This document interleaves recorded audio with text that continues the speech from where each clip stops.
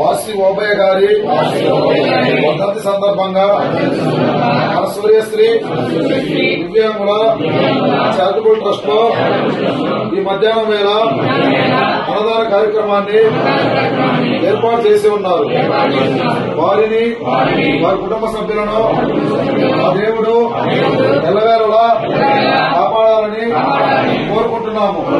వారి కుటుంబ సభ్యులు చేసే ఉద్యోగ వ్యాపారాల్లో ఆ దేవుడు అష్టైశ్వర్యాలను, భోగభాగ్యాలను, ఆయురారోగ్యాలను అందించాలని కోరుకుంటున్నాము.